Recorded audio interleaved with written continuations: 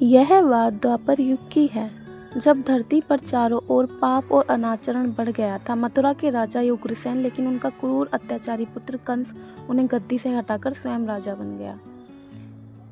कंस ने अपनी प्रजा को बहुत अत्याचार किए और कंस की एक बहन थी जिनका नाम देवकी था। देवकी का विवाह वासुदेव नाम के एक पराक्रमी यादव से हुआ था। जब कंस अपनी बहन देवकी को इतना ज़्यादा प्रेम करता था, ऐसा कोई वैर नहीं था कि देवकी को कुछ भी नुकसान पहुंचा सके।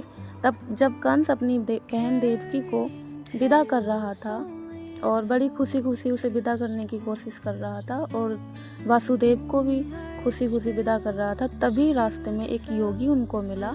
रथ रोक कर के उसने एक भविष्यवाणी की कि हे कंस, जिस बहन को तू इतने प्रेम से विदा कर रहा है, उसी का 8वां पुत्र तेरी मृत्यु का कारण बनेगा। ये सुनते ही कंस भयभीत हो गया। उसने तुरंत देवकी और वासुदेव को तलवार से मारने की कोशिश की और अपनी तलवार उठाते हुए ये बोला कि मैं इस अपनी बहन को मार दूंगा, ना ये मेरी बहन रहेगी ना उनके बच्चे होंगे। और वो बहुत ज़्यादा भयभीत हो गया था।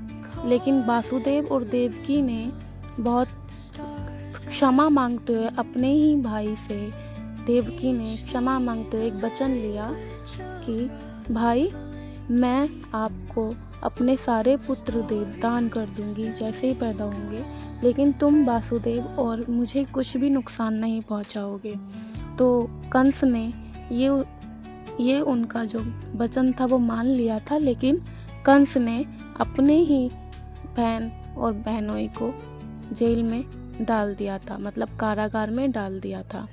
और फिर कंस के कारागार में डालने के बाद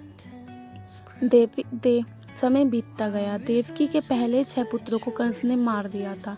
7वें गर्भ में बलराम जी आए, जिन्हें योग माता की शक्ति से रोहिणी के गर्भ में स्थानांतरित कर दिया गया और रोहिणी के पास बलराम जी पैदा हो गए थे और 8वें पुत्र का जन्म होने वाला था। वह शुभ घड़ी भाद्रपद मास की कृष्ण पक्ष अष्टमी तिथि की आधी रात को आई। अब चारों ओर घनघोर अंधेरा और मूसलाधार वर्षा हो रही थी जब कृष्ण जी का जन्म होने वाला था।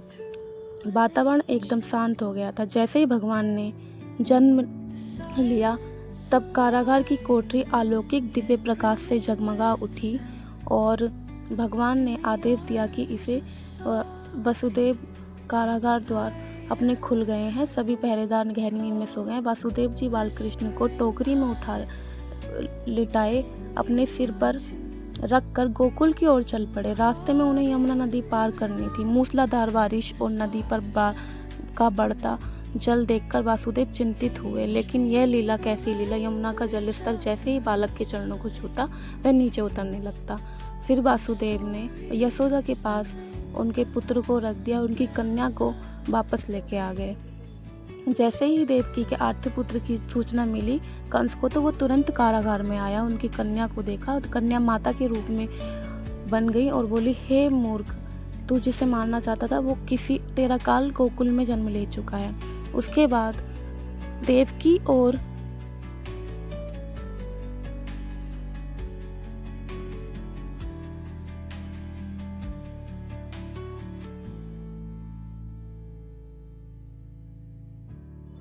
उसने श्री कृष्ण को मारने के लिए एक राक्षसी पूतना को भेजा और कहा कि मेरा काल गोकुल में निवास करता है, उसे तुम अपना स्तन पिलाकर उसे मार डालो, जिससे कि मेरा काल वहीं पर समाप्त हो जाए।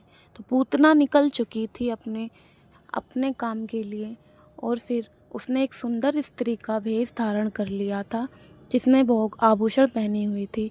जब वो गोकुल पहुंची तो गोकुल वासियों ने उसे देखकर हैरान हो गए कि ये किस तरह की स्त्री है, पहली बार यहाँ नजर आई है।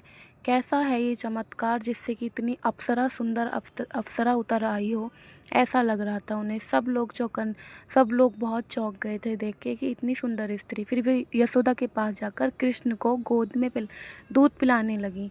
दूध पिलाने के बाद सेकंड पार्ट